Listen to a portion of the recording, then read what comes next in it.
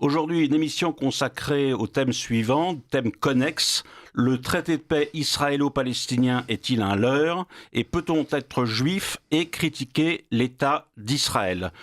Invité, je pense qu'il répondra par l'affirmative, mais il nous expliquera tout à l'heure pourquoi. Gérard Haddad, psychiatre, psychanalyste et essayiste. Il a publié en 2024 et 2025 Archéologie du sionisme aux éditions Salvador et Éloge de la trahison, lettre enflammée sur le devenir d'Israël aux éditions du Passeur. Ce terme d'éloge de la trahison est évidemment une provocation visant à faire réagir les uns et les autres et surtout peut-être certains de vos amis juifs et israéliens en particulier. En fait, c'est une citation. D'abord, merci pour votre invitation. Ouais. Et c'est une citation de quelqu'un qui a marqué un peu ma vie, si vous voulez, même assez profondément, qui s'appelait Ishaïaou Leibovitz, Isaïe Leibovitz, qui était une personnalité exceptionnelle. Une sorte d'encyclopédie, puisqu'il a même dirigé l'encyclopédie hébraïque, pas l'encyclopédie judaïca, en hébreu. C'était un professeur de médecine, un professeur de biologie, un professeur de philosophie, bref, une encyclopédie comme il en existe peu, et il était profondément religieux. Et à partir de la guerre de 6 jours, il va déclarer que cette victoire militaire est un désastre pour Israël, que ça va détruire de l'intérieur toutes les valeurs juives. Est-ce que vous me permettez juste, cher Gérard Haddad, d'intervenir et de vous interrompre cavalièrement parce que je dois présenter également les autres invités et après quoi on enchaînera sur ce que vous dites. Trahison, non, vous inquiétez pas, ça va être... C'est une citation. Je termine en disant... Alors nous avons également Daoud Bouguezala qui est collaborateur de la revue Éléments qui a interviewé Elie Barnavi dans le dernier numéro toujours en kiosque actuellement, un entretien de 4 pages très intéressant. Et puis Jean-Philippe de Garat, ancien magistrat, ancien avocat, qui est aujourd'hui le conseiller de la rédaction de la revue Histoire Magazine. Et dans ce dernier numéro, il y a notamment un article sur Gaza dont nous reparlerons. Alors, Gérard Haddad, je vous ai demandé d'intervenir à Radio Courtoisie. Vous êtes déjà venu aux émissions de l'abbé Guillaume de Tanoirne. Les 2 thèmes que j'ai cités tout à l'heure sont des thèmes qui paraissent un peu provocateur dans le contexte ambiant, dans le contexte actuel. Il y a eu une paix ou une pseudo-paix, vous nous direz, entre Israël et les Palestiniens, un protocole qui consiste à dire que tout ça précédera peut-être la mise en exergue d'un État palestinien, mais cela paraît quand même relativement utopique. Est-ce que vous croyez que la libération des otages palestiniens, des prisonniers palestiniens et des otages israéliens va faciliter les rapports, disons, pacifiques ou au contraire convulsifs entre Israël et la Palestine? Écoutez, déjà que les otages, comme vous dites, étaient libérés, c'est un soulagement pour tout le monde. Que les otages palestiniens, car ce sont aussi des otages, puisque beaucoup d'entre eux n'étaient même pas jugés, n'avaient rien fait, ils avaient été pris en otage. Tout ça est quand même un petit progrès. Mais la question que vous me posez va plus loin, j'imagine. Est-ce que ce cauchemar, parce que c'est un cauchemar, que nous vivons tous, en tout cas les Palestiniens en premier, mais moi en tant que juif, je le vis aussi. Ces assassinats d'enfants, de vieillards, de femmes, d'adultes en tout genre. On parle de 65 000 Gazaouis qui ont été exterminés. Est-ce que vous confirmez le chiffre? Je le conteste, non seulement je ne les conteste pas, mais j'ajoute que... Le confirmer plutôt. Je pense qu'ils sont... D'après ce qu'on... Je n'ai pas été, mais j'ai des amis qui ont été. Le professeur Oberlin et d'autres personnes. Oui, qu'on a reçu à cette antenne. Ah bon, et qui est des médecins sans frontières qui sont là-bas, qui ont des... Ils disent que ce chiffre est sous-estimé, puisqu'il y a... Gaza a été transformé en un monceau de ruines. Et sous ces gravats, il doit y avoir énormément de cadavres non repérés. Peu importe. Ce qui compte, c'est de voir, d'une part, tous ces morts de frères. Ce sont des frères humains. Ce qu'il y a d'extraordinaire dans notre chère Bible, c'est que le premier chapitre nous dit « Nous sommes tous des descendants d'Adam et Ève ». Plutôt le deuxième, d'ailleurs. Donc il n'y a pas nous sommes tous des humains, et toute personne qui conteste ce postulat éthique devient immédiatement pour moi un fasciste, un nazi. C'est ce que font beaucoup de dirigeants israéliens qui prétendent que les Palestiniens ne sont pas des êtres humains, sont des sous-hommes. Est-ce que vous iriez jusqu'à dire que les Palestiniens sont traités aujourd'hui comme les Juifs l'ont été par les nazis pendant la Seconde Guerre mondiale ? Il y a une très grande ressemblance. D'ailleurs, petit à petit, parce que dans mes recherches, appelons ça mes recherches, mes réflexions, mes lectures, je découvre qu'il y a une certaine similitude entre l'idéologie nazie et l'idéologie sioniste. Pour illustrer cela, parce qu'il faut quand même, on ne peut pas dire n'importe quoi, un des fondateurs du sionisme s'appelle Max Nordau. Oui. Max Nordau a écrit un livre qui a beaucoup de succès jusqu'à présent, un siècle après, qui s'appelle Dégénérescence. Les thèmes qui sont dans ce livre, je suis en train de le lire, qu'on pouvait trouver, qui est vendu largement dans toutes les librairies. Ce sont les thèmes nazis. Quand il dit par exemple que tous les écrivains, les créateurs, je cite par exemple Nietzsche, Wagner, Ibsen, tout ça sont des dégénérés. Les peintres impressionnistes, des dégénérés. Les Allemands, les nazis, quelques années plus tard, feront une exposition à Berlin de l'art dégénéré, ce que Nordau dénonce, d'une humanité dégénérée. C'est un thème qui va faire qui va être... Et en particulier, parmi ces dégénérés, ce que Nordau incluait les Juifs. Les Juifs sont un peuple dégénéré qu'il faut régénérer. Par quoi ? Eh bien, par le retour à la nature ou par l'arme. Il faut qu'ils se transforment de hacham, de sage, en guerrier. L'idéal, c'est guerrier. Donc, mais il y a l'autre, disons, opposant juif au sionisme, qui a été, en tout cas, au sionisme de Theodor Herzl, qui en a été le fondateur, qui est Martin Buber. Martin Buber n'est pas hostile à une certaine conception de la nature, de la communauté, d'un certain différentialisme culturel, à une forme qui permettrait, disons, un certain ethno-différentialisme, pour reprendre un terme qui est cher à Alain de Benoît.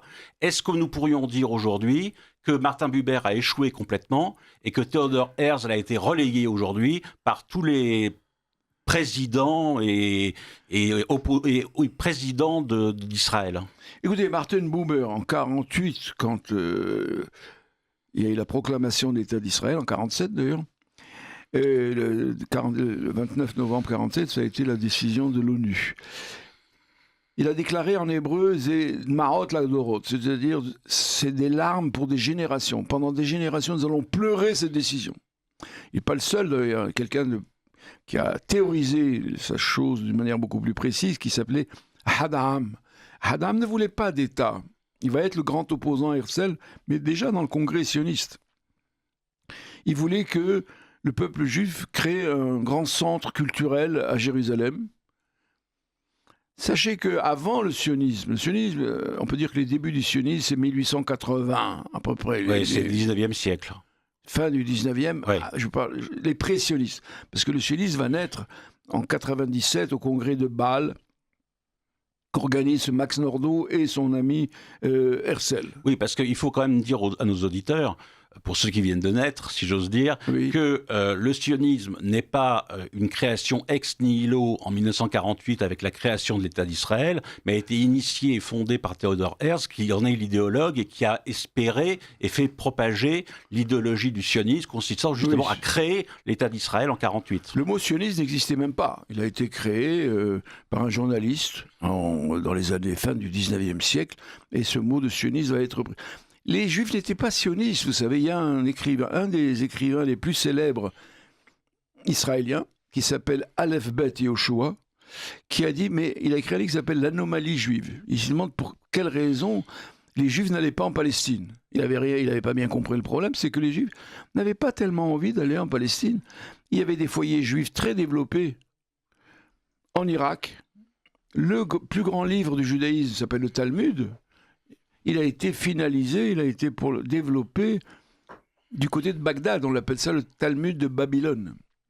la Torah de Moïse a été énoncée sur le Sinaï, en dehors le plus grand philosophe juif du Moyen-Âge, qui s'appelait Maïmonide, c'était en Espagne. Et il est passé par la Palestine, il n'a pas voulu y habiter. Donc pour les Juifs, normalement, la Palestine, Eretz Israël, comme on dit en hébreu, c'est un espèce d'idéal où on veut aller mourir, par exemple. Mais les Juifs n'ont jamais eu envie de se concentrer dans un territoire aussi exigu, de la même façon que les musulmans ne rêvent pas tous d'aller s'installer à la Mecque. Ouais. Mais c'est un idéal, voilà, c'était l'origine, c'est tout ce qu'on veut. Est-ce que c'est un idéal messianique ? Alors la question du messianisme, moi j'ai beaucoup travaillé, j'ai même écrit un livre il y a longtemps qui s'appelait les folies messianiques.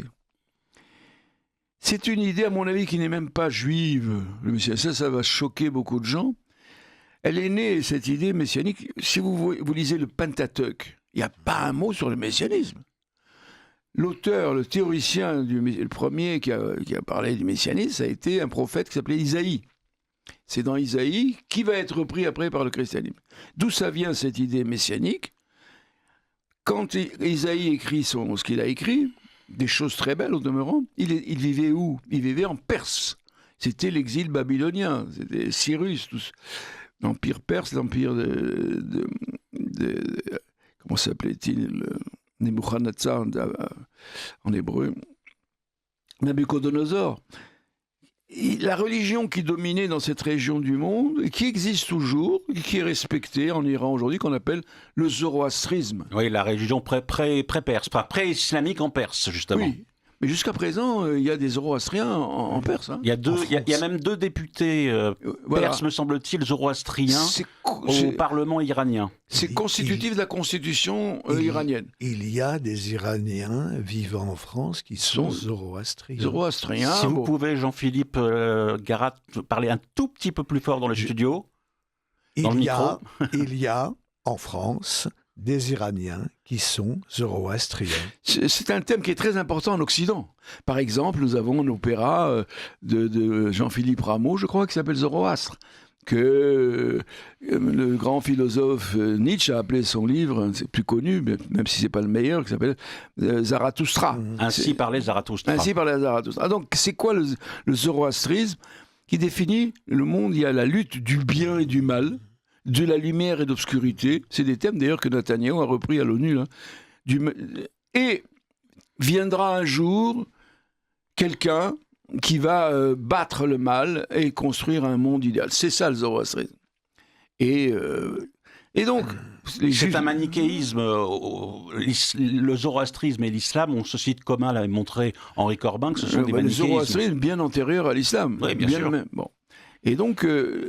Isaïe, comme souvent les Juifs quand ils sont quelque part, ils s'intègrent et ils prennent les choses de la culture locale, etc. Et donc Isaïe a adopté, me semble-t-il, cette idée zoroastrienne du Messie qui va avoir...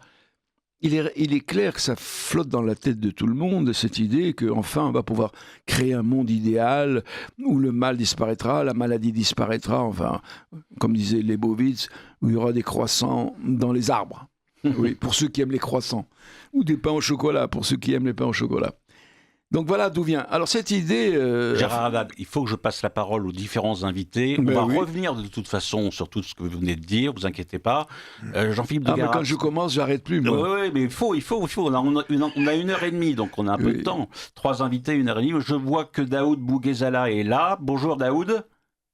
Bonjour Arnaud, bonjour. Voilà, vous êtes à Trieste. Bonjour à tous. Bonjour, vous ne pouvez pas être dans le studio, malheureusement, mais vous êtes avec nous par le biais des visios qui maintenant permettent à Radio Courtoisie de se mettre en rapport directement par l'image quand cette émission qui est filmée passera la semaine prochaine. Alors, Jean-Philippe de Garat, il y a un article dans la revue dont vous êtes le conseiller de rédaction qui s'intitule « Génocide à Gaza, : que dit le droit international contemporain ?» C'est un article qui a été écrit par Raphaël Maison, agrégé de faculté de droit et professeur du droit international à l'Université de Paris-Saclay. Est-ce que dans cet article, et ce qui s'est passé depuis le fameux protocole de paix israélo-palestinien, dont on a déjà dit un petit peu ce qu'il fallait en penser, mais on en reparlera après, est-ce que dans cet article-là, il y a déjà les prémices? Est-ce qu'on peut déjà dire qu'il y a un génocide qui se perpétue à Gaza? Arnaud Guyot-Janin, vous m'avez invité et je vous en remercie. Et je sais que vous êtes attaché à la liberté de parole de chacun. Oui, donc vous allez dire que vous n'êtes pas d'accord. Je dirais donc ce que j'ai à dire. La première chose, c'est la géographie. Le Proche-Orient, la façade orientale de la Méditerranée, c'est 3500 km de Paris. Il y a environ 400 000 juifs en France, qui représentent à peu près 0,5% de la population. Et il y a une population musulmane qui est en croissance. Ce n'est pas un scoop. Nous le voyons même sur le plan de l'influence politique. Ce que je veux dire aussi, c'est qu'Israël est un pays de 3 départements. La superficie, c'est l'équivalent de 3 départements français. Et autour d'elle, autour de cet État, il y a des puissances comme l'Égypte, 100 millions d'habitants, l'Iran, 100 millions d'habitants, la Turquie, 100 millions d'habitants, le Yémen, 45 millions d'habitants, etc. Ce que je veux dire par là, et je le dis d'une manière tout à fait libre et détachée, c'est que ces dernières semaines, ces derniers mois, il y a eu 2 millions de morts au Sud-Soudan. Donc je veux bien que l'on soit toujours attaché, pour des raisons qui nous sont propres. La basilique du Saint-Sépulcre est à Jérusalem, et c'est Jérusalem est la ville des 3 religions monothéistes, ce n'est pas un scoop. Mais par-delà cela, moi je souhaiterais tout de même que l'on prenne un peu de recul par rapport à l'événement, puisque nous savons, moi j'ai vécu par exemple en direct la manifestation des Juifs français en 1967, donc devant l'ambassade d'Israël.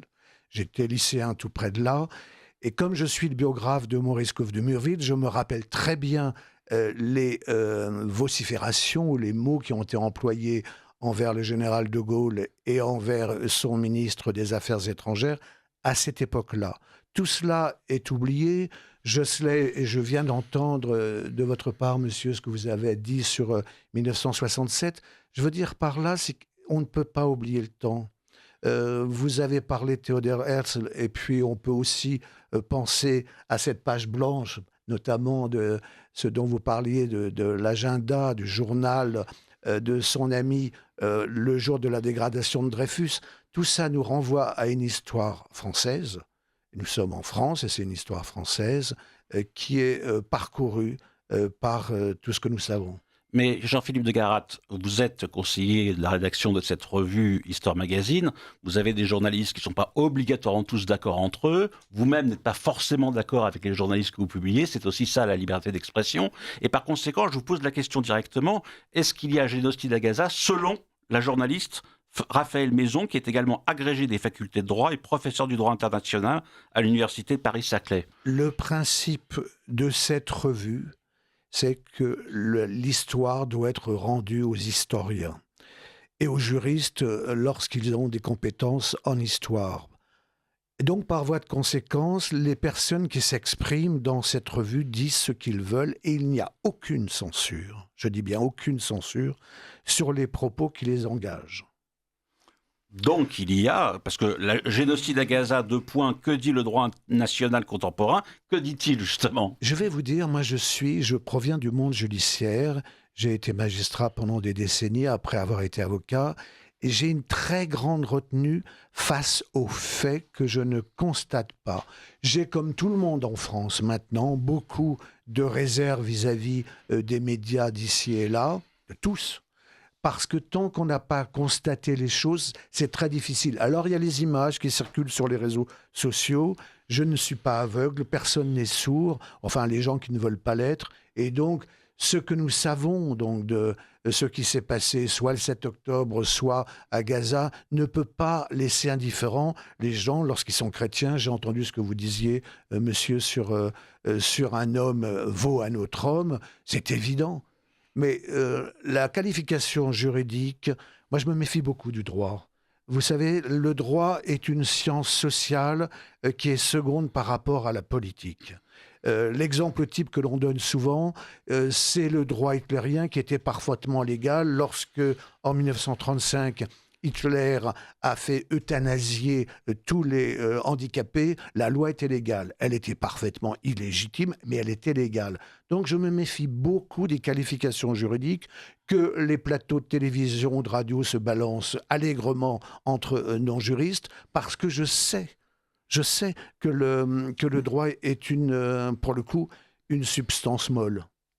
Alors, je vais poser la question à Gérard Haddad, et après je passerai la parole à Daoud Bouguezala. Il y a colonisation depuis... Attendez, revenons sur le mot génocide. Attendez. Il y a colonisation depuis de nombreuses dizaines d'années en Israël. Il y a des colonisés d'un côté et des colonisateurs de l'autre. Il y a une occupation israélienne en Palestine. Il y a un génocide aujourd'hui à Gaza qui est sous-estimé, vous le disiez-vous. En Cisjordanie, à Jérusalem-Est, le processus de colonisation n'est pas arrêté. Donc on est dans une situation... Donc on est dans une situation vraiment terrifiante. Et l'optimisme de certains sur le protocole de paix du fameux pseudo-traité israélo-palestinien, pour l'instant, apparemment, sur place, ça ne se passe pas exactement comme ça. Écoutez, il ne faut pas reprendre les paroles d'une personne plutôt méprisable qui s'appelle Caroline Fourest, qui met en question des choses évidentes. Il y a en Israël une université de grande qualité qui s'appelle l'Université de Jérusalem.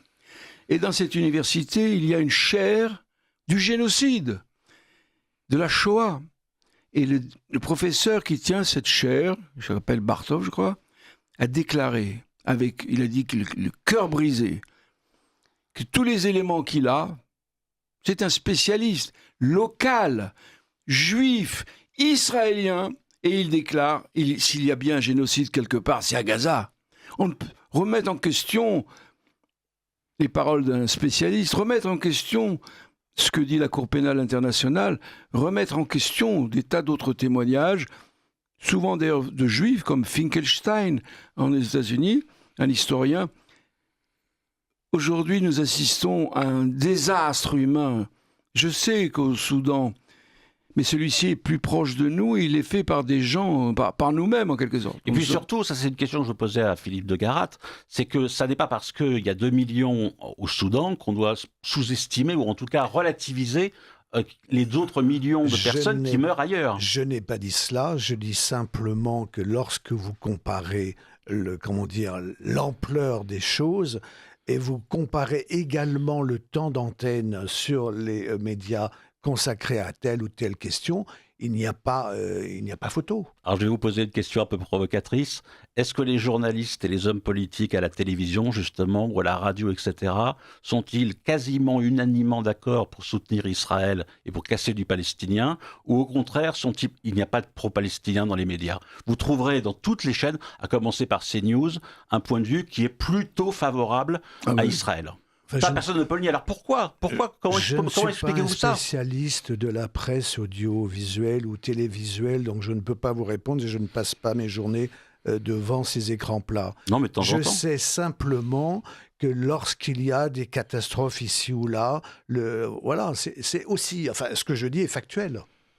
Ce que je dis est purement factuel. Je ne porte aucune appréciation. Vous savez, la morale, c'est facile. Non, mais même la politique, ce n'est pas simplement la morale. Est-ce que politiquement, il est utile pour la paix, pour ce que les deux personnes peuvent participer à cette paix?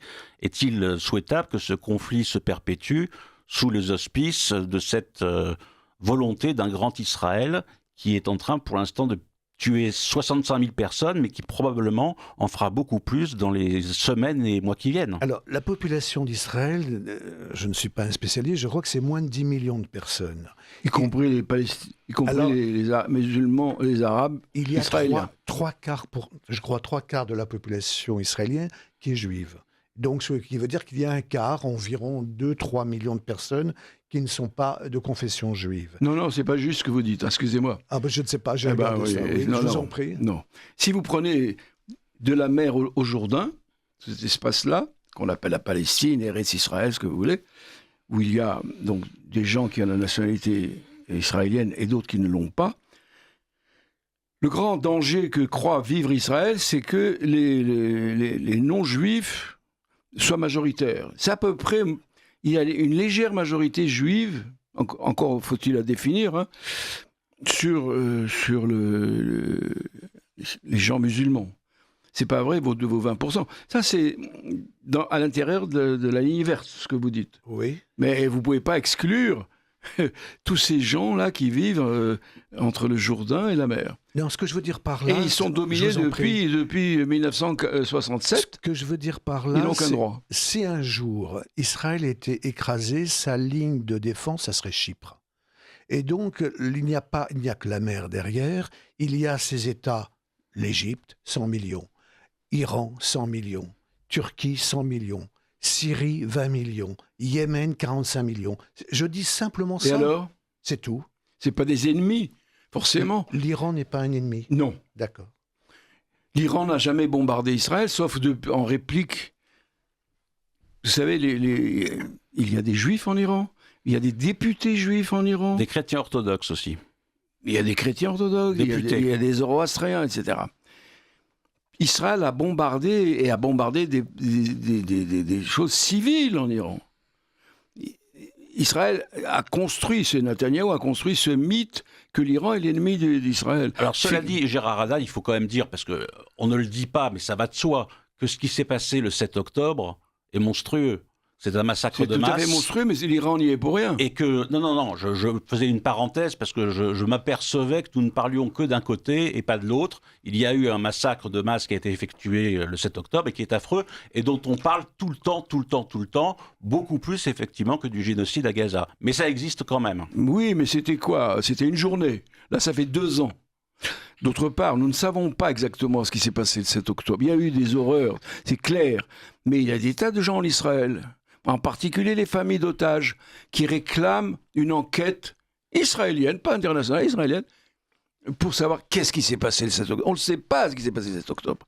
Combien d'Israéliens ont été tués par Tsahal sur la directive qu'on appelle Hannibal. De la même façon qu'on ne sait pas le nombre réel de Palestiniens, on dit 65 000, mais on ne sait pas exactement le nombre de Palestiniens qui ont été tués jusqu'à maintenant. Et puis ceux qui vont arriver, si j'ose dire. Mais Netanyahou et sa clique refusent toute enquête. Mais pourquoi ?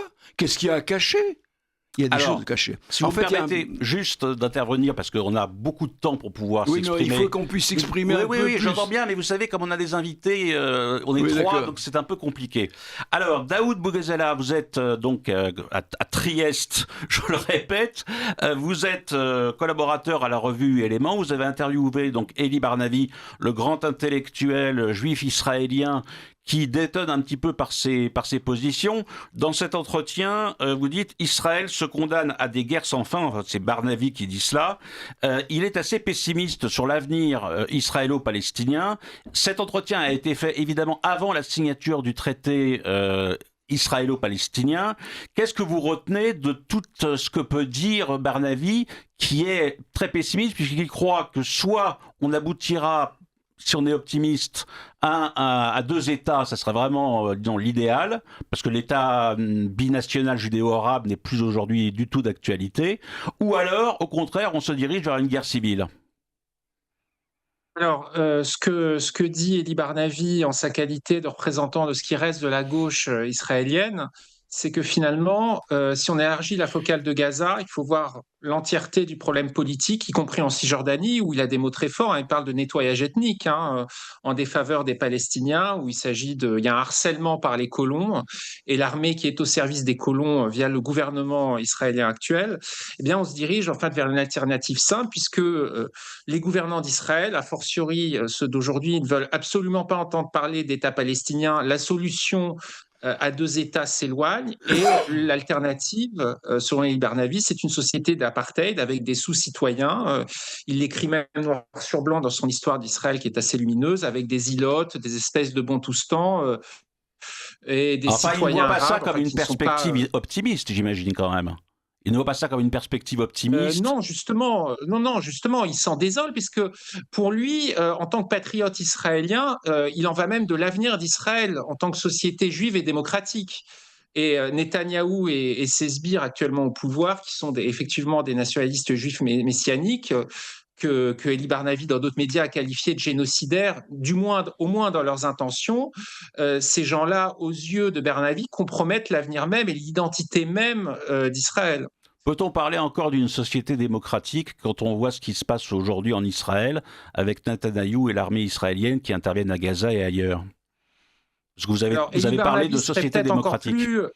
Encore plus sévère que vous et moi, et pas seulement pour les raisons qui ont trait au traitement des Palestiniens, mais aussi par rapport à la réforme judiciaire, à ce qui est qualifié peut-être un peu hâtivement d'illibéralisme de Netanyahou, qui très clairement, comme l'a dit M. Haddad, veut se soustraire à ses responsabilités, ne serait-ce que lors du 7 octobre, où il y a quand même une responsabilité politique manifeste à évaluer.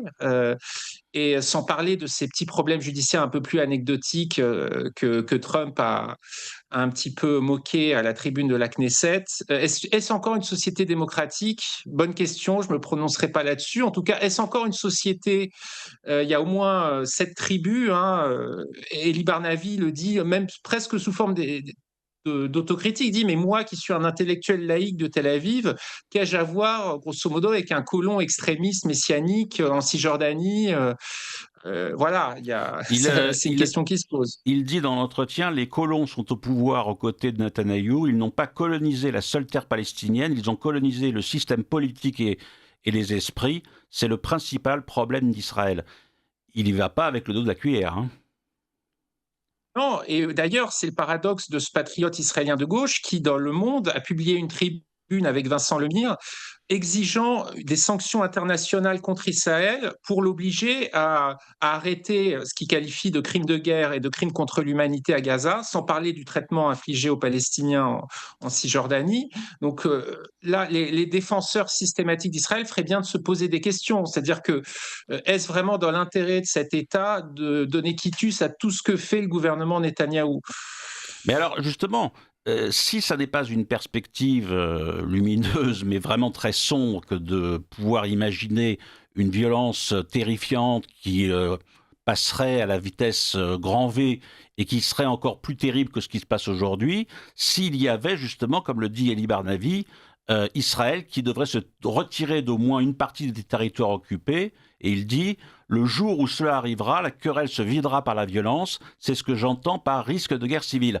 Donc il est quand même, dans une certaine mesure, un tout petit peu plus pessimiste sur la vision qu'il a de cet avenir-là, plutôt que sur les deux États qu'il souhaite, mais qui lui semblent peut-être plus difficiles à établir.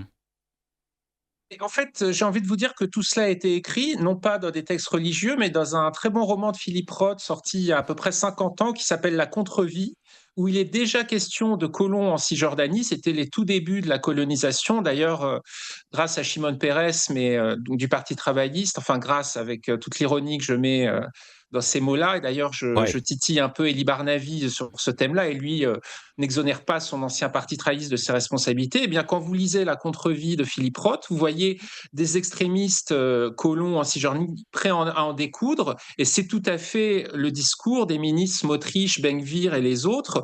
Le problème, c'est qu'entre-temps, ils ont pris le pouvoir et une importance démographique et politique inédite. Avez-vous pu reprendre contact avec Elie Barnavi depuis la signature du fameux traité de paix ou pseudo-traité de paix israélo-palestinien pour qu'il complète un petit peu ce qu'il vous a dit dans Éléments?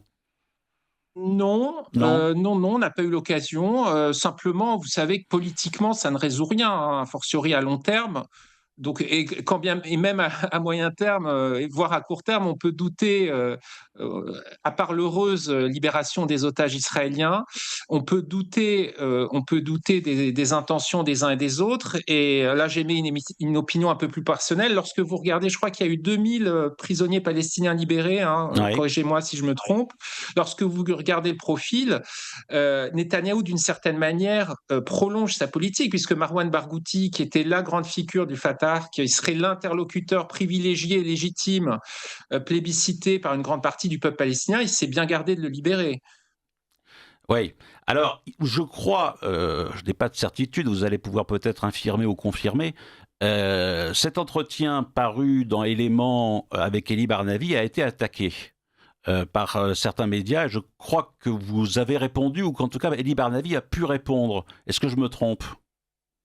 Oui, lorsque vous lisez l'article du Monde paru peu après la sortie de cet entretien, Elie Barnavi assume tout à fait.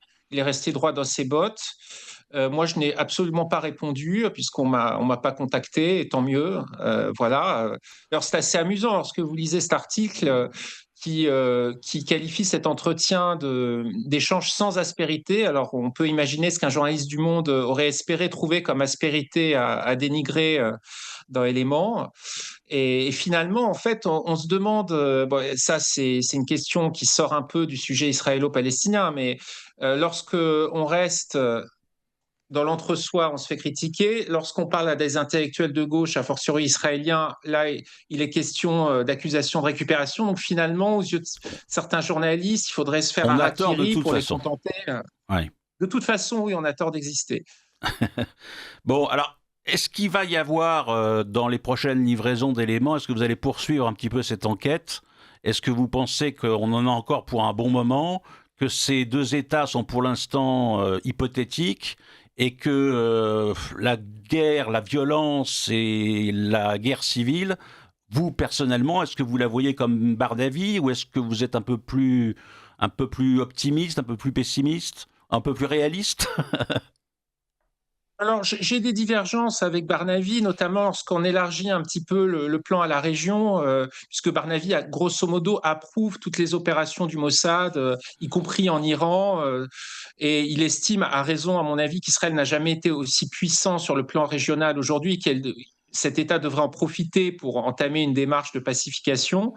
Mais oui, je suis d'un attirail plutôt pessimiste et je m'interroge notamment, vous savez, si on élargit un petit peu, il y a la question du désarmement du Hezbollah au Liban, qui est suspendu d'une certaine manière à la question d'un règlement du vieux contentieux irano-américain avec la question nucléaire au centre, une espèce de paix armée qui est entre l'Iran et Israël. Donc je ne sais pas du tout de quoi demain sera fait. Je serais très agréablement surpris que cette région devienne du jour au lendemain stable, sinon pacifiée. Merci Daoud, en tout cas pour cet entretien. Je réponds que dans le numéro élément, il y a donc un entretien choc. Elie Barnavi, Israël, nous sommes face à un risque de guerre civile qui est toujours présent dans les kiosques. Vous avez une conclusion, un mot que vous voulez divulguer? Non, c'est à peu près tout? Non, pas vraiment, non, non, Bon. pas vraiment. Ben, je ne sais pas, en fait, peut-être nuancer le débat. Je pense plus qu'aujourd'hui, le débat soit à l'opposition entre sionisme et antisionisme. Enfin, des gens comme Ronnie Broman, très critique d'Israël aujourd'hui, disent que finalement on a dépassé ces catégories et peut-être qu'il y a deux impasses parallèles, sans vouloir jouer les centristes, c'est-à-dire que le point commun des colons israéliens et des démagogues de type France Insoumise, c'est de vouloir un seul État, et ce sont deux impasses en fait. Il ne s'agit pas du même État, évidemment, vous l'aurez compris. L'Iran voulant aussi qu'Israël soit éventuellement rayé de la carte, ou est-ce que c'est une désinformation médiatique qu'on répète tout le temps comme un mantra? Est-ce que vous estimez que l'Iran est considéré encore aujourd'hui par Israël comme étant un facteur de guerre qui peut l'emporter et qui justement voudrait que Israël disparaisse? Si vous lisez au pied de la lettre les communications officielles iraniennes qui parlent de l'entité sioniste, effectivement, il y a une dénégation de l'identité même d'Israël, ce qui est normal au vu de l'idéologie du régime. Mais vous savez, un gardien de la Révolution avait explicité la formule d'Ahmadinejad qui avait scandalisé tout le monde il y a une vingtaine d'années. Il avait expliqué, mais il ne s'agit pas de mettre les Juifs à la mer. Vous savez, des pays entiers comme l'URSS, des régimes se sont écroulés. Je ne suis pas sûr qu'il faille prendre tout ça au pied de la lettre. Netanyahou y a intérêt, évidemment. Même chose d'ailleurs pour le Hamas. Oui, mais alors il y le a Hamas, autant de Hamas que de solutions pour Israël via le Hamas. C'est un peu différent. Le Hamas, je suis beaucoup plus... L'Iran, je pense que si demain, il y a un règlement des intérêts iraniens, un grand règlement avec les États-Unis, l'Iran pourra oublier les intérêts arabes et palestiniens du jour au lendemain. Vous savez, l'alliance arabo-perse, c'est quelque chose de tout à fait artificiel, qui n'est pas du tout soutenu par la majorité du peuple iranien. Enfin, c'est peut-être le pays le plus anti-arabe du monde, en fait. Vous voulez dire quoi que qu'en dise la propagande officielle. l'Iran est chiite et qu'un certain nombre de pays arabes le sont aussi? Je ne parle même pas de religion, Du en fait. Hezbollah, Il s'agit d'ailleurs. de culture et d'anthropologie. Pour l'Iranien moyen, un arabe est un sous-développé. Je caricature à dessein, hein, mais vous m'avez compris. Oui, oui. Et donc, voilà, il n'est pas du tout solidaire de la Palestine. S'agissant du Hamas, là, je rejoindrai Elie Barnavi. Là aussi, on est face à un autre messianisme, un islamo-nationalisme. Et d'ailleurs, Barnavi critique ardemment Netanyahou et ses prédécesseurs pour avoir laissé prospérer le Hamas à Gaza. Lorsque les troupes du Fatah et du Hamas se sont affrontées très durement, il y a en 2006, je crois, 2007, lorsque Gaza a été pris, l'armée israélienne n'a pas bougé un pouce pour intervenir dans ce conflit, a laissé tranquillement le Hamas, puisque ça sera peut-être ma conclusion. En fait, ça a été une prophétie autoréalisatrice des gouvernements israéliens de dire il n'y a pas de partenaire pour la paix. Donc, un partenaire aussi intransigeant et rédentiste que suprématiste que le Hamas, ça arrange tout le monde finalement, puisqu'il n'y a pas de partenaire, ça devient une prophétie autoréalisatrice. Oui. Gérard Haddad, à l'instant, Daoud Bouguezala disait que l'opposition ou la binarité sioniste, anti-sioniste n'était plus complètement opératoire. Vous aviez l'air d'opiner un peu. Non. Quand je vous ai contacté, vous m'avez dit...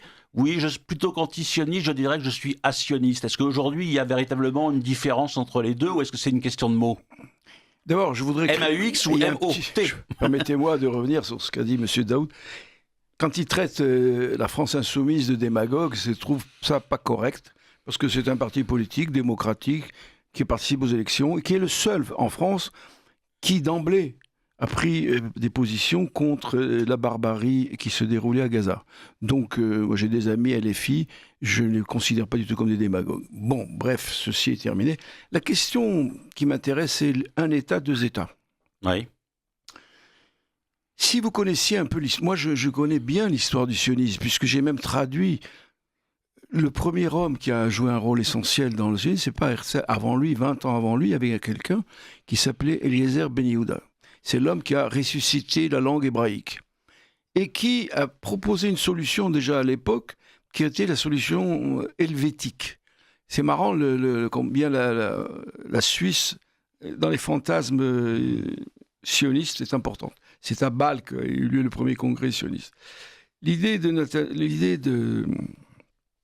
d'Eliezer Ben Yehuda, c'était de créer un État confédéral cantonal. Il y aurait eu des cantons arabes, des cantons ultra-religieux, des cantons laïcs, style Tel Aviv, etc. En fait, c'est l'imagination d'un État fédéral, d'une certaine façon. Confédéral. Au bon sens du terme. Au sens, vous savez que les Suisses, c'est 4 peuples qui se sont fait, et surtout 3, qui se sont fait la guerre qui étaient les plus violents et les plus guerriers en Europe.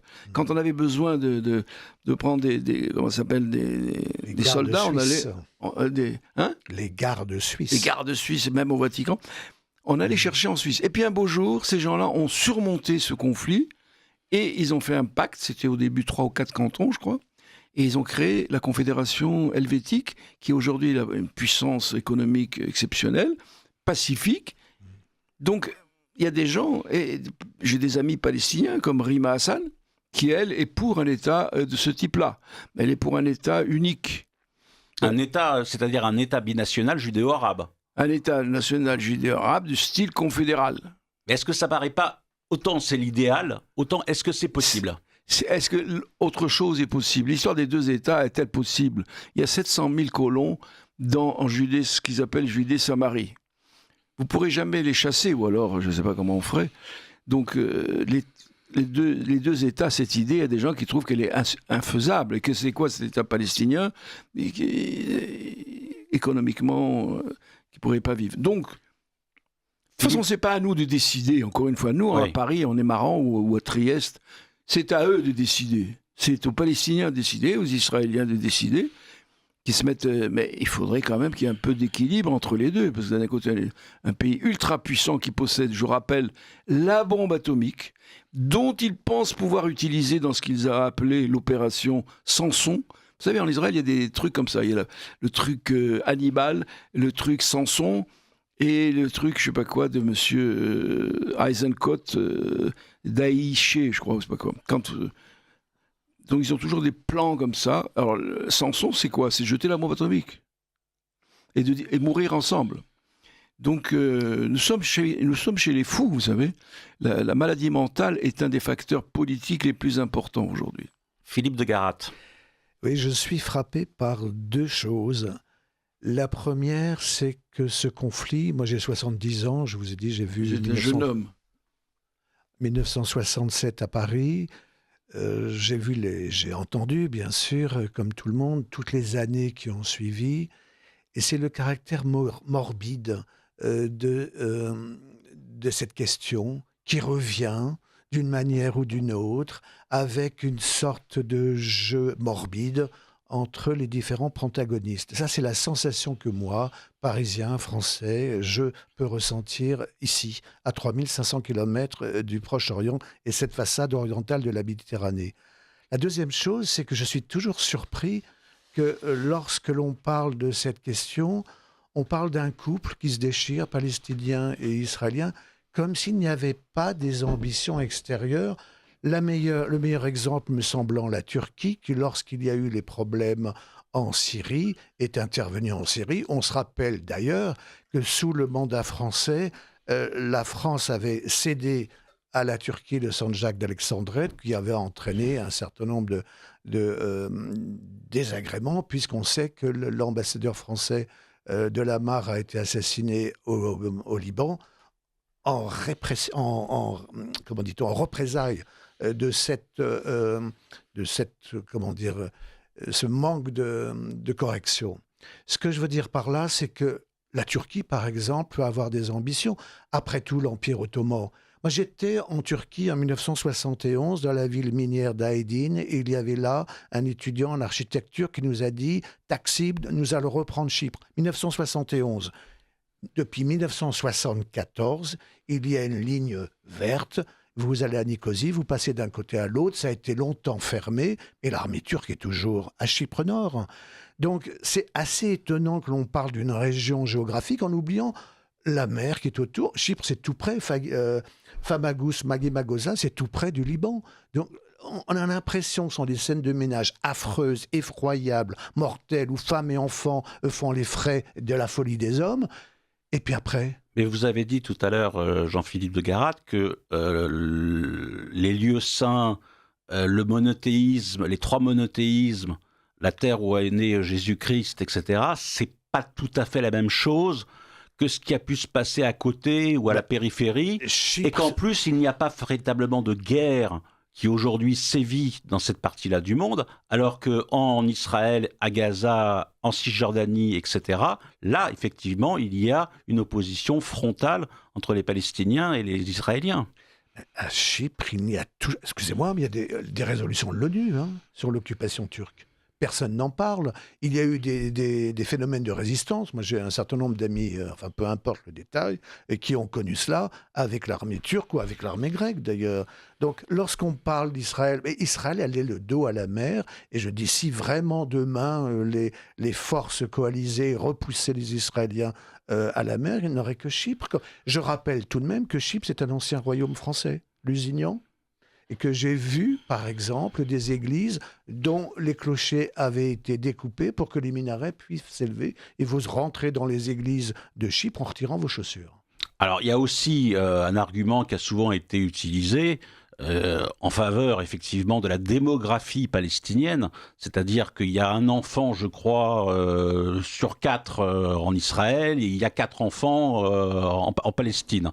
Et à part les alias que font certains juifs qui viennent en Israël, la démographie palestinienne est très supérieure à celle d'Israël. Donc est-ce qu'il ne pourra pas y avoir là une façon de pouvoir... Bien évidemment, ça mettra beaucoup de temps, mais est-ce qu'il n'y aurait pas une possibilité pour qu'à ce moment-là, les Palestiniens soient plus nombreux dans ce petit État, car c'est un petit État, Israël. Il n'y a pas que les Arabes, les Palestiniens, il y a aussi, par exemple, d'abord, ce que vous appelez la Aliyah, c'est-à-dire la montée en Israël, l'immigration de Juifs français en particulier, il y a beaucoup plus de gens qui quittent Israël aujourd'hui que des gens qui arrivent. Oui. Ah oui. La Yérida, ça s'appelle, est plus importante, puisque il y a beaucoup de gens qui se disent « mais ce pays est fou ». Oui, mais d'un autre côté, on dit qu'en France, il y a un tel antisémitisme qui est propagé Et que, obligatoirement, les Juifs se sentent en menacés danger. et voudraient partir justement en Israël. Eh ben, ils ne partent pas. Et ceux qui partent, ils reviennent après. Moi, c'est mon cas, puisque j'ai été vivre là-bas pendant 3 ans. Et d'autre part, il y a aussi un autre problème. Juste un mot, il y a 400 000 juifs en France, 300 000 à Paris, je crois. Donc c'est vraiment une extrême... Enfin, si les gens partent, il y a 100 000 personnes qui partent. C'est pas ça qui change beaucoup les choses. Et puis, il y a un autre problème, c'est ce qu'on appelle les haredim, les ultra-religieux, qui ont un taux de natalité extrêmement élevé. Moi, j'ai un neveu qui est haredi, il a 11 gosses. Et ce n'est pas le cas de mon neveu seulement, c'est général. Donc, il y a un grand danger pour certains juifs, qu'on appelle de Tel Aviv, si vous voulez, que ces haredim, ces orthodoxes, qui ne sont pas sionistes, et qui représentent à peu près 15 à 20% de la population déjà aujourd'hui, et qui pourraient devenir, qui sait, la majorité. Vous savez, le monde juif est très compliqué. Et aujourd'hui, nous sommes C'est l'Orient très compliqué. Vous savez, moi j'étais au Liban un jour et j'ai appris cette belle phrase, si vous avez compris quelque chose au Liban, c'est qu'on ne vous l'a pas bien expliqué. Ceux qui ont compris quelque chose au monde juif, c'est qu'on ne le lui a pas bien expliqué. Le monde juif est morcelé. Il est en pleine crise aujourd'hui depuis l'affaire de Gaza, principalement, en France en particulier. Nous avons la communauté, si on peut appeler ça une communauté, qui est complètement éclatée aujourd'hui. Vous avez des gens qui sont pro-Netanyahou, ils sont plutôt peut-être au niveau de l'institution du CRIF, peut-être, mais vous avez aussi énormément de juifs français qui sont devenus antisionistes, qui participent à des associations comme l'Union juive française pour la paix, et qui se veut antisioniste, ou le mouvement Tzedek, et quelques autres d'ailleurs. Le monde juif est dans une crise épouvantable. Est-ce que ça va tenir ? Mon maître Leibovitz disait « Zelo yahzik ma'amad » ça ne tiendra pas, ce truc. Il y a des telles contradictions. C'est pas les ennemis iraniens, ou je sais pas quoi, qui vont détruire Israël, c'est de l'intérieur que le pays risque d'imploser, quoi. Et c'est ça le grand... Et d'ailleurs... un crétin d'ami de Netanyahou a dit le plus grand ennemi de l'État d'Israël, c'est pas le Hamas, c'est le journal Haaretz. Vous voyez un peu. Qui est un journal plutôt de la gauche israélienne. C'est un vrai journal, moi je dirais. C'est eux qui informent le monde entier sur ce qui se passe de l'intérieur. Ouais. Il n'y a pas d'autre. Il est cité tout le temps. Il y a Alors, des thèses variées. vous parliez des sionistes religieux. Mon En Dieu. fait, le projet sioniste pour les religieux, c'est d'aller de plus en plus loin dans l'extension d'Israël pour participer et réussir la prophétie juive consistant à finalement faire venir le Messie. Alors, est-ce que... Ça, c'est pas un truc juif, ça. C'est un truc des églises évangéliques. Ah oui. Qui ont, vous savez, dans le sionisme, il y a une composante chrétienne très importante. D'autres Balfour, la déclaration Balfour, qui s'est permis de donner en 1917, alors que la Palestine était ottomane encore, il a donné la Palestine aux Juifs, alors qu'il ne possédait pas, il n'était pas sur place. Donc... Anglaise. Comment ? Il y avait l'armée anglaise à Constantinople. Elle n'était pas encore. Pas encore. Pas encore. Un an plus tard, C'était mais Churchill n'a jamais dit Istanbul. Monsieur Lloyd, qui était le Premier ministre à l'époque, lui aussi faisait partie de ce courant évangélique protestant qui voulait que se débarrasser des Juifs, parce que c'était un truc antisémite. Il y a un côté antisémite dans le sionisme. Hein. Débarrasser des Juifs, les envoyer ailleurs, en Ouganda ou ailleurs. Et il pensait que quand les Juifs seront tous rassemblés dans un seul endroit, il y aura la parousie.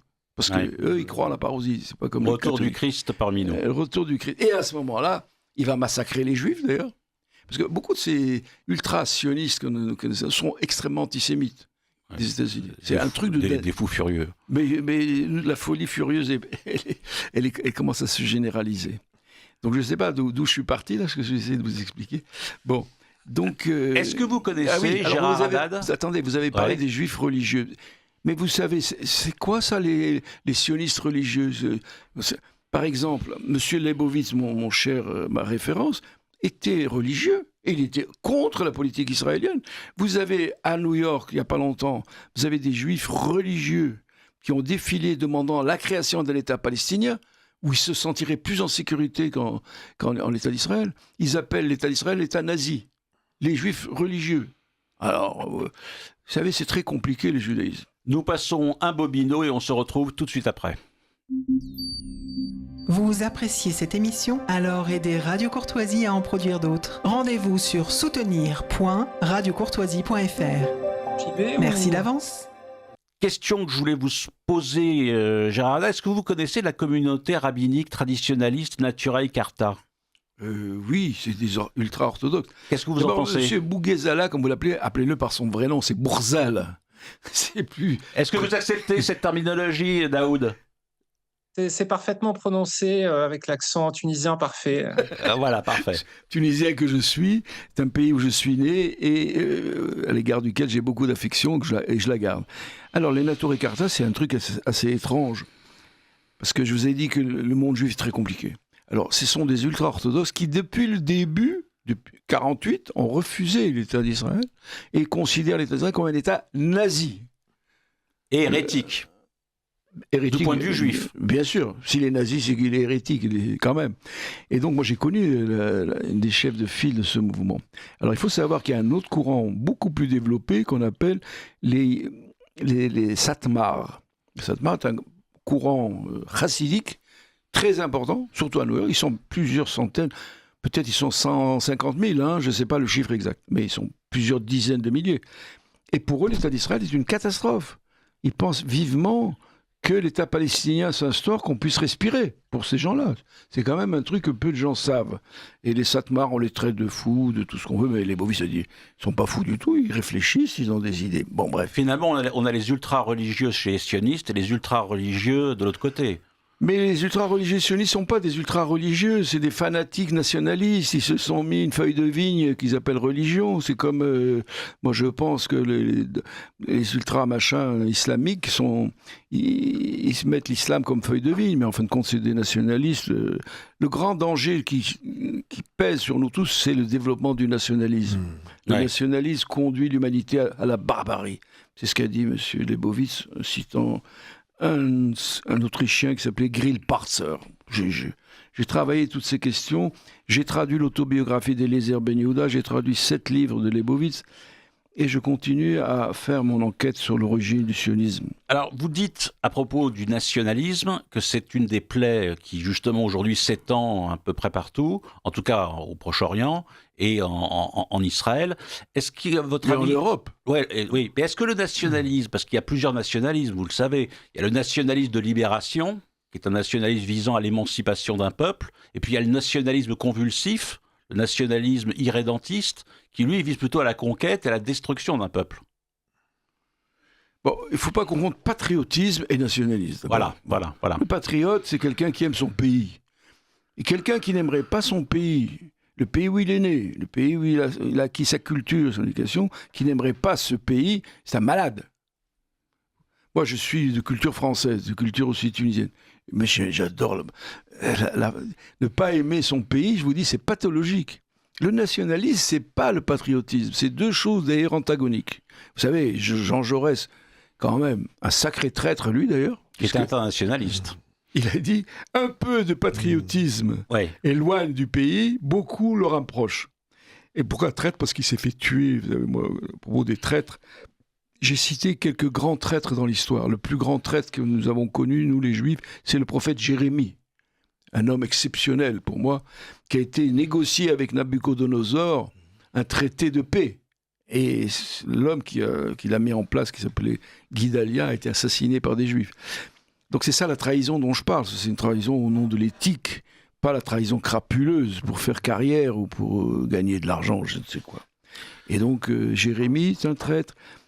Nous avons un grand rabbin qui a fondé un peu le judaïsme, qui s'appelait Hanan ben Zakkai, était un traître. Il a été voir Vespasien, il lui a dit « Allez, Rome est à toi, donne-moi un petit bout de terrain où je peux rassembler mes élèves, on va étudier. » Et puis, le but de notre vie, c'est l'étude, c'est pas la guerre, nous ne sommes pas des guerriers. Donc voilà les traîtres dont j'ai parlé dans ce livre. Alors, puisque vous parlez effectivement des traîtres, vous avez écrit justement un ouvrage qui s'intitule « Éloge de la trahison ». Lettres enflammées sur le devenir d'Israël. Alors, c'est un titre évidemment provocateur, mais qui fait penser à un autre livre, je ne sais pas si vous en avez entendu parler, de Richard Millet, Éloge d'Anders Breivik, où il avait repris lui aussi cette idée.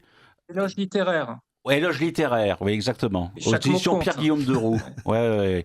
Et c'était en fait une antiphrase, si vous voulez, une manière de dire, Oui. voilà, il faudrait dire un petit peu, ne pas être aligné sur les positions médiatiques dominantes, disons. Absolument. Vous, Surtout actuellement. J'imagine que c'est dans le même esprit que vous avez écrit ce livre. Est-ce que vous avez eu justement personnellement, quand le livre a été publié, il a été publié relativement récemment, Oui. est-ce que vous avez reçu des attaques particulières Non. par rapport à ce titre qui est un titre quand même extrêmement, je le répète, provocateur. Éloge de la trahison, on aurait pu vous dire, vous êtes, je sais pas, antisémite à la limite, pourquoi Je pas. suis peut-être un traître. En tout cas, c'est une citation. Je tiens à rappeler que c'était Leibowitz qui avait dit cette phrase. Ouais. Je veux qu'on me considère comme un traître à toutes les valeurs qui dominent ce pays. C'est-à-dire les valeurs militaires, les valeurs nationalistes. Si vous voulez, les idéaux juifs, c'était quoi autrefois C'était de devenir un érudit, un hacham, un rabbin, un grand rabbin, c'est-à-dire un érudit, quoi. Aujourd'hui, l'idéal sioniste, c'est d'être un guerrier. Toutes les valeurs qui étaient les nôtres, de l'étude, de la rigueur intellectuelle, etc., tout ça aujourd'hui est balayé dans le sionisme. Et voilà, en Israël, pourquoi faire étudier, m'a dit ma petite fille, ça sert à quoi? Ah bon? Mais pour moi, c'est ma vie, l'étude. Donc toutes ces valeurs qui étaient traditionnelles dans le judaïsme post-talmudique, si vous voulez, sont balayées. Les sionistes ont dit tout ça, c'est des vieilleries dont il faut se débarrasser. Donc dans le sionisme, il y a ce côté anti-judaïsme fondateur. Daoud Bouguezala, je ne sais pas la prononciation de Gérard Haddad. C'est facile pourtant. Je ne suis pas tunisien. Mais vous voulez rebondir sur ce qui vient d'être dit? Alors, peut-être un chiffre que j'ai trouvé très intéressant, que j'ai lu dans la presse américaine. 61% des Juifs des États-Unis considèrent qu'il y a eu des crimes de guerre commis par l'armée israélienne à Gaza. Un chiffre qui se suffit à lui-même, qui montre aussi l'ampleur de la défaite morale d'Israël, y compris parmi des groupes qui ne lui sont pas forcément hostiles. Gérard Haddad. Oui, ce chiffre m'est familier. Il y a aux États-Unis un historien qui s'appelle Finkelstein, qui tient des discours violemment anti-israéliens. C'est lui qui avait écrit L'industrie de l'Holocauste? Non. Non, c'est pas le même Finkelstein. Peut-être. Je ne sais pas. Je crois que c'est lui. Oui, je crois, oui. Je ne me rappelle plus de son prénom. En tout cas, aujourd'hui, dans le monde juif, il y a une espèce de révolte contre le sionisme. Tenue par qui, par exemple? Un monsieur dont je vous cite le nom, qui s'appelle Abraham Burg. Abraham Burg était le président de la Knesset. On pensait de lui comme Premier ministre à venir. Il a été président de l'organisation sioniste mondiale. Vous voyez, c'est pas un isolé comme moi. C'était vraiment un des dirigeants du sionisme. Il a déclaré récemment que le sionisme est mort. C'était le titre dans Le Monde. Et il lance un appel à tous les juifs de faire une pétition qui est signée déjà par des dizaines de milliers de juifs contre l'État d'Israël, contre cette politique, et qui... Nous sommes en tant que juifs, il faut comprendre ça, en tant que juifs, avec nos idéaux, notre façon de vivre. Bien sûr, au Soudan, il se passe des choses horribles. Mais nous, en tant que juifs, on est en train de crever du sionisme. Et heureusement, il y a une révolte qui est en train de naître du fond de l'âme juive contre ce sionisme qui n'a rien à voir avec nous, quoi. Jean-Philippe de Garade, vous voulez rebondir? Non, je pensais pendant ces échanges à la France, et je me disais qu'en France, il y a une très petite minorité juive, 0,4% de la population, et que nous savons, c'est pas un scoop, que la population musulmane grossit. Bon, il suffit de voir les signes extérieurs qui sont devenus comment dit-on, vous parlez de l'immigration pléthorique, en gros, grosso modo. Non, je ne porte pas de jugement pléthorique. Je dis simplement les signes extérieurs vestimentaires, voilà, ont posé question. Ostensible, ont posé question à la classe politique. J'essaye d'être à peu près impartial Et donc, en France, parce que la population musulmane est très importante, donc ces questions nous rapprochent par exemple de l'Algérie Et je me pose la question, sur le long terme, parce que je suis historien, quelle est l'évolution ? Parce que je me rappelle très bien la période gaullienne, avec ces phrases qui étaient très mal passées du général de Gaulle sur un peuple sûr de lui et dominateur. Peuple d'élite, sûr de lui et dominateur. Voilà. Je me rappelle très bien des insultes contre Couve de Murville, qui était passé par Vichy, etc., comme on sait.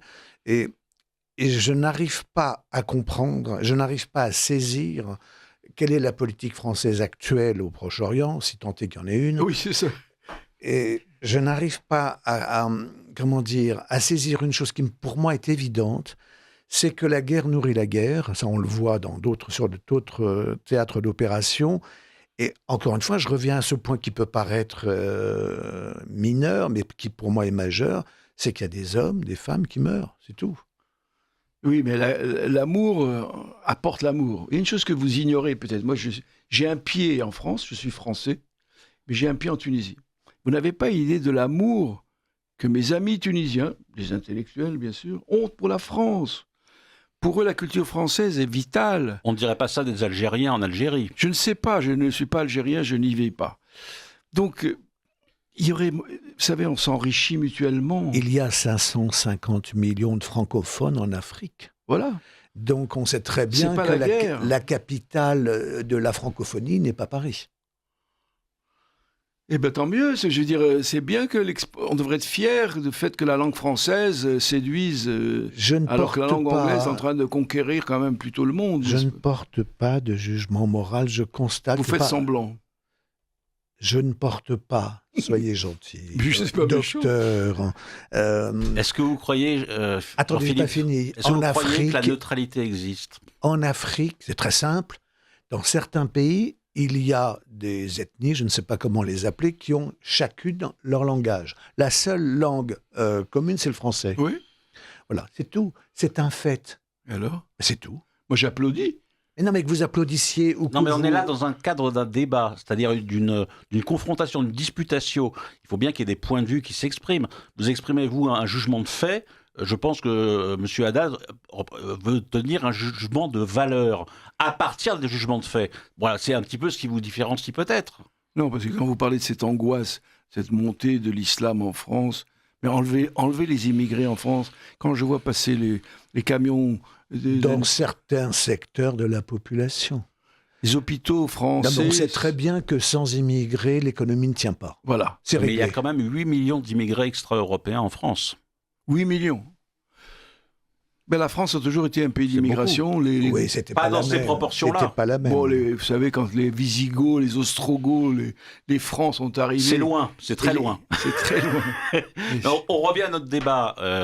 Gérard Haddad... Mais le débat est un débat historique. Oui, bien sûr, le débat historique, mais on peut déduire de ce débat historique des lois générales. L'héritage était très mal vu il y a 50 ans. Et lorsqu'Attila est arrivé de Hongrie, n'était pas très bien vu. Ah non. Alors, l'herbe ne repoussait pas. On a parlé tout à l'heure de LFI. Les deux hommes politiques, me semble-t-il français, qui se sont prononcés en faveur de deux États et qui ont critiqué la politique israélienne de Netanyahou, c'est Dominique de Villepin et Hubert Védrine. Védrine, un peu timidement, comme souvent. mais c'est vrai qu'il y a aujourd'hui une sorte de... Je ne dis pas ça forcément de façon critique, hein, mais il y a un monopole de la cause palestinienne de la part de la France insoumise, alors que les Français sont à 71%, je crois, favorables à deux États. Donc ça dépasse évidemment la France insoumise. Mais il n'y a pas d'autre politique. Est-ce que ça veut dire qu'il y a une torpeur, une peur, une lâcheté, une vacuité plutôt, de la part des hommes politiques français ? Moi je pense que le discours de Villepin, je le trouve admirable. Quand je l'écoute, vraiment, ce souffle, ce discours qu'il a fait en 2002 contre l'invasion de l'Irak, 2003, cette espèce de flacon bidon là, de l'arme... De destruction massive. On a l'impression vraiment que c'est la voix de la France qui parle. Donc, concernant LFI, que je considère comme des amis, la déclaration qu'ils ont faite un jour, c'est de dire c'est pas à nous de décider. C'est pas à nous, ce qu'on voulons, c'est le cessez-le-feu. À l'époque, vous savez, dire le cessez-le-feu, c'était un acte antisémite. C'est dingue d'entendre ça aujourd'hui. On voulait que le massacre s'arrête. C'est antisémite, ça ? Donc, Et ce que je veux dire, c'est que le général de Gaulle, par exemple, était très critique à l'égard de l'État d'Israël. Eh ben, il était prophétique. Et il n'était pas, si j'ose dire, un pré-LFI, vous voyez. Et il n'y a pas d'homme politique aujourd'hui qui ose se prononcer sur la critique de l'État d'Israël et de Netanyahou. La France a un oui. Mais il y en a d'autres. Oui. Je voudrais dire Jean-Philippe de Garat. Quelque chose de très important. On a le droit, bien sûr, d'avoir des préférences politiques. Chacun en a autour de cette table. Il y a aussi l'accès. Je prends l'exemple d'une institution que je connais un peu, qui est Sciences Po. Vous avez beaucoup de meetings pro-israéliens, Sciences Po ? Je ne sais pas de quelle Sciences Po vous parlez. Sciences Po Paris. Ah, Paris, parce que moi je suis invité à Sciences Po Reims bientôt. Donc il y a beaucoup de Sciences Po en France. Oui. Il y en a à Strasbourg, il y en a... Oui. Qu'est-ce qu'il y a eu à Sciences Po Est-ce que le principe du contradictoire est respecté ? Écoutez, quand on assassine des gens, il n'y a pas de contradiction. Quand vous faites un génocide, il ne peut pas y avoir de débat. On arrête le massacre. Qu'il y ait d'un côté des étudiants de Sciences Po qui soient pro-palestiniens et que dans un autre secteur de la société française, il y ait pro-israéliens, c'est pas ça qui pose problème. De défendre la politique de Netanyahou. C'est Avnéry, c'est comment il s'appelle, l'ancien ambassadeur de France que vous avez interviewé. Lui, il est pro-israélien. Comment ça ? Elie Barnavi. Elie Barnavi, qui était professeur d'histoire à l'université de Tel Aviv au départ. Oui. Et puis qui a été ambassadeur d'Israël en France. Il y en avait d'autres, d'ailleurs, d'ambassadeurs qui étaient des pacifistes. D'ailleurs, M. Haddad a raison de faire le distinguo entre pro-israélien et pro-Netanyahou. Et c'est le piège dans lequel, notamment à droite, on tombe. C'est-à-dire que si on fait exception de Dominique de Villepin, qui est un peu un électron libre, moi, je balaye devant ma porte et je vois qu'à droite, il y a un discours aujourd'hui totalement dominant que Sophie Bessy et d'autres ont dénoncé d'ailleurs dans son essai contre l'illusion de l'imposture de la civilisation judéo-chrétienne, le discours qui veut que grosso modo, si on critique l'islamisation de l'Europe, il faudrait signer des chèques en blanc au gouvernement Netanyahou et on balance à la mer au passage le droit des peuples à disposer d'eux-mêmes et même la question du respect des droits humains les plus élémentaires à Gaza ou en Cisjordanie. Moi, bien avant Sophie Bessy, j'ai publié un livre qui s'appelle « Ismaël et Isaac », où je critique violemment cette notion de judéo-christianisme, qui est un truc bidon. Vous avez raison. Bon. Qu'on soit chrétien ou juif, on n'est pas forcément d'accord sur la terminologie et l'expression. Il faudrait vous faire débattre, puisque vous savez qu'Éric Zemmour publie un livre qui est à l'autre opposé, qui explique qu'il faudrait une espèce de symbiose, une alliance judéo-chrétienne. Et sans dévoiler un secret des dieux, nous, à Éléments, on a à cœur de faire vivre le débat et le principe du contradictoire. Et on aimerait beaucoup vous faire débattre des voix qui ne se rencontrent pas, qui sont dissonantes et qui restent un semblant de débat public en France. Figurez-vous que la semaine prochaine, dans 15 jours, Gérard Haddad, je pars à Tübingen, la grande université. Dans cette université, ils ont créé un département judéo-musulman, avec 2 chefs de file, un rabbin, donc un juif, et une femme musulmane qui est docteur en théologie. Ouais. Et ils font un congrès, un colloque qui va se tenir le 14, je crois, novembre, à Tübingen. Et j'y suis invité. Et le titre de mon intervention, d'ailleurs, je vais ouvrir ce colloque, je me fonce cet honneur, c'est « L'osmose judéo-musulmane au Moyen-Âge ». Vous savez, quand vous visitez Cordoue, par exemple, vous voyez la mosquée de Cordoue, à l'époque, au 8e siècle, en Europe, les églises, c'était quoi ? C'était rien. On s'est inspiré de l'église de Cordoue pour construire des églises romanes. L'influence de l'église de la mosquée de Cordoue sur l'art roman me semble importante. Tous ces 3 peuples-là, moi j'appelais ça non pas judéo-chrétien, j'appelle ça arabe. Comment je les appelais ça ? C'est le monothéisme abrahamique. Gréco-abrahamique. Oui, gréco, parce que l'héritage grec est énorme. Y compris dans le monde juif. Maïmonide pensait que Aristote était le plus grand esprit que Dieu avait créé. Bon, oui. Donc gréco, l'islam a beaucoup fait du côté de la Grèce. Du côté de Beth el-Hikma à Bagdad, où M. Averroès a été enseigné à la Sorbonne jusqu'au XIVe siècle, jusqu'à saint Thomas arrive et il fait Contra Gentiles.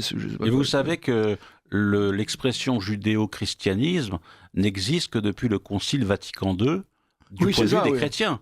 Et que les musulmans, les juifs ou les chrétiens tiennent chacun à leur spécificité, à leur identité, et ne sont pas favorables à une espèce d'amalgame qui syncrétique, ou en tout cas Non, pas de syncrétisme. confusionniste Mais- entre les trois. Mais parler, cohabiter, il y a une osmose, nous avons échangé beaucoup de choses entre juifs et musulmans, entre juifs et chrétiens. La Bible, ne serait-ce que la Bible. Et, Pour échanger, encore faut-il être soi-même. Je crois oui, que c'est c'est important. sûr. Ah oui, pour moi c'est clair. Il faut être soi-même. Si l'islam avance en France, c'est la faute du christianisme qui s'est replié.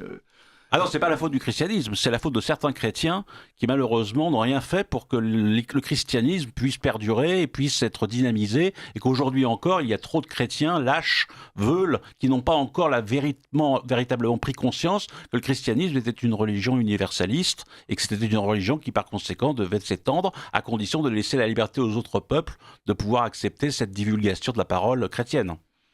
Moi, cet ouvrage que vous citez, là, il est publié chez des éditions purement catholiques, hein, Salvatore. Ah oui, c'est une maison d'édition catholique. Ah bah, ouais, plus tout à fait. catholique que ça, on peut pas. Ouais. La plupart de mes derniers livres sont publiés dans les... Moi, un de mes meilleurs amis, il s'appelle Marc Le Boucher, Ouais.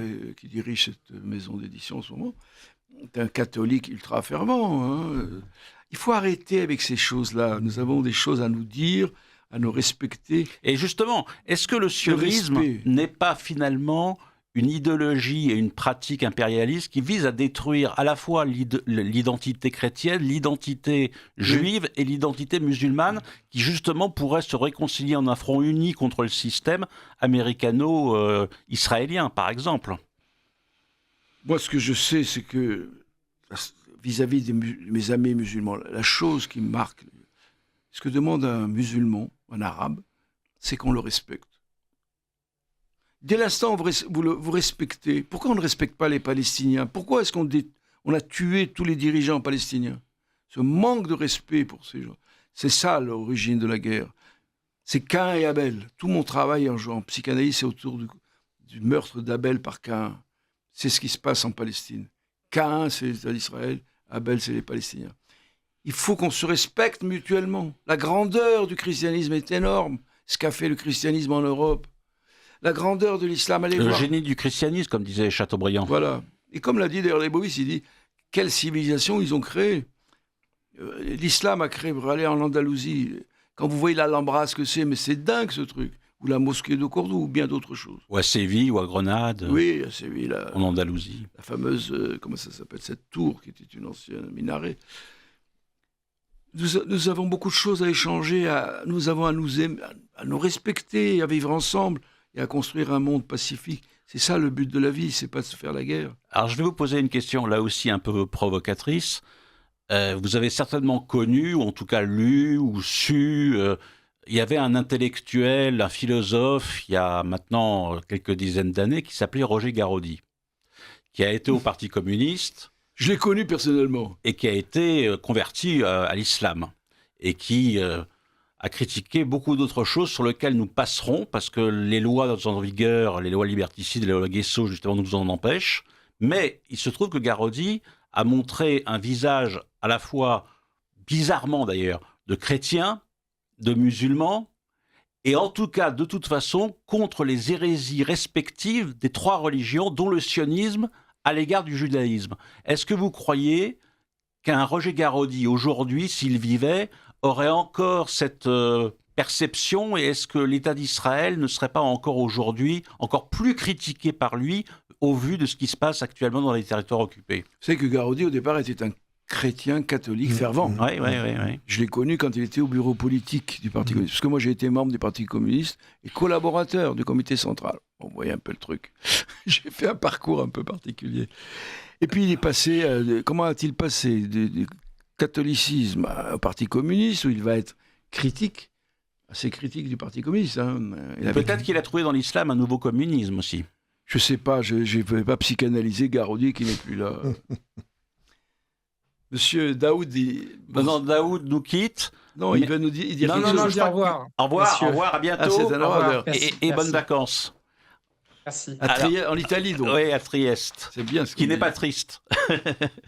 Gérard Haddad, vous disiez donc que Garaudy avait été un personnage important durant la Ve République. Oui, Il a écrit beaucoup de livres et a fait en sorte que les conformismes dominants ne soient pas... oui. Je me souviens d'un débat qu'il a eu avec Sartre à la Mutualité, ça s'appelait « Le marxisme est un humanisme ». Bon, alors, une question d'auditeur. Messieurs, les informations données par monsieur de Garat à propos de la France, la Syrie et la mort de monsieur l'ambassadeur Delamarre sont exceptionnelles. Nous l'en remercions. Il y a un voile noir, donc quasiment totalement opaque à propos des longues relations entre Syrie et France. La revue Éléments n'en a jamais traité à ma connaissance. Tout le monde préfère parler confortablement du Liban. Et c'est d'ailleurs une bonne chose. Personne ne jamais parle de la Cilicie, non plus. La revue Histoire Magazine a-t-elle traité de ce point précis dans l'un de ses numéros ? Y a-t-il un projet dans ce sens pour un futur numéro ? Merci de cette émission, mais un reproche, trop d'abondance de qualité dans chacun de vos invités, Monsieur Guyot-Janin. On prend. Jean-Philippe de Garat. Je peux répondre sur la Cilicie, car comme vous le savez, l'Empire ottoman a été dépecé et Churchill n'a jamais dit de sa vie Istanbul, mais Constantinople, l'armée anglaise libérant Byzance, Constantinople en 1918, et si maintenant jusqu'en 1924. Il y a 2 traités, peu importe leur nom et leur date, mais qui sont de cette époque, Lausanne et puis un autre dont le nom m'échappe, et qui font une partition de la Turquie. Et Atatürk est maintenu juste dans le nord, cette ville dont le nom également m'échappe, mais Trébizonde, Trabzon actuelle, et il naît vraiment avec quelques régiments, et l'Italie se voit attribuer donc la partie qui donne Marmaris, Aydin, etc. au sud-ouest de la Turquie avec Rhodes, ce qui explique que les murailles de Rhodes sont reconstruites par Mussolini à partir de 1922 ou un peu plus tard. La France a la partie centrale, c'est-à-dire l'Anatolie et la Cilicie dont vous parlez. Mais ce qu'on ne dit jamais, et là vraiment je félicite cet auditeur, c'est qu'il y a une guerre entre l'armée d'Atatürk et l'armée française. Et que les conditions, les Turcs sont d'exceptionnels guerriers, il faut reconnaître aux gens leur qualité. Il y a une bataille, notamment en 1923, qui oppose pendant 23 jours et 23 nuits. C'est la bataille la plus longue de l'histoire turque et grecque avec l'apport de l'armée française. Il y a beaucoup de Français qui vont mourir de froid dans ces combats de 1923. Et finalement, un député du Cognac, je crois, Franklin Bouillon, va aller négocier avec Atatürk. Mais vous avez raison de poser cette question parce que dans ce débat, je l'ai dit, on oublie toujours les intervenants. 100 millions de Turcs, ça compte. Le Sandjak d'Alexandrette, ça compte. Le Liban qui a été, ou une partie maintenant de la Syrie, lorsque Assad était encore au pouvoir, il y avait des services spéciaux russes et des services spéciaux turcs, iraniens et turcs. Et donc, il y a aussi cette volonté de reconstitution de l'Empire ottoman. C'est pour cela que je veux bien c'est que le cas d'Erdogan. Mais on peut opposer comme on veut pendant des heures ou des jours ou des traités comme vous en parlez, les Palestiniens et les Israéliens, mais la question n'est pas là. On n'a plus le temps de pouvoir vous répondre, Jean-Philippe de Garat, sur cette question-là, mais est-ce que Histoire Magazine a traité de ce point précis dans ses numéros ? Est-ce qu'il va en parler ? La question n'a pas été exclue, il y a tellement de choses. Et là maintenant, justement, vous voyez, vous avez le sujet, si je veux dire, en main. Oui, il y a la Cilicie, il y a une autre région dont le nom m'échappe à l'instant.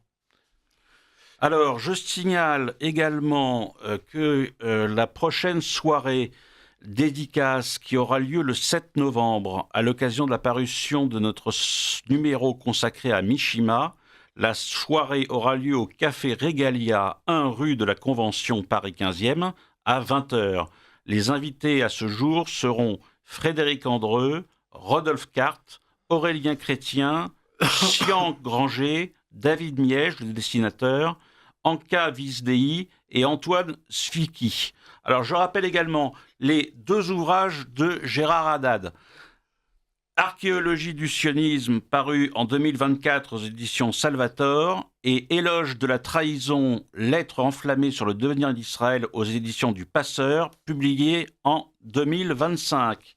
Également la revue Éléments, toujours en kiosque avec un entretien choc, Elie Barnavi, Israël, nous sommes face à un risque de guerre civile, et bien entendu également la revue Histoire Magazine, dans laquelle on trouvera de très nombreux articles, et notamment cet article « Génocide à Gaza, que dit le droit international contemporain » par Raphaël Maison, agrégé des facultés de droit, professeur de droit international à l'université Paris-Saclay. On trouve ça dans les kiosques. Jean-Philippe de Garat, le prochain numéro de Histoire Magazine, est-ce que ça s'annonce bien et quels sont les sujets que vous allez évoquer ? Il y a beaucoup de sujets, puisque c'est une revue qui est très riche, plus de 100 pages, et je ne vais pas déflorer l'ensemble des sujets, mais ce sera extraordinairement varié. D'accord, et surtout publié et avec... c'est une revue qui peut paraître tous les 3 ou 4 mois, il n'y a pas vraiment de rythme. Il y a une régulier. périodicité quasi trimestrielle, mais qui peut être d'ailleurs plus concentrée, puisqu'il a des numéros doubles. Ah oui. C'est une revue substantielle, intéressante, non conformiste et une revue historique qui mérite d'être soutenue. Donc on propose aux auditeurs, s'ils le souhaitent, de pouvoir se procurer ce numéro d'Histoire Magazine dans les kiosques. Histoire Magazine, la revue qui donne la parole aux historiens. Voilà, exactement. Merci Gérard Haddad. Merci de votre invitation. Merci Philippe de Garat et à très vite.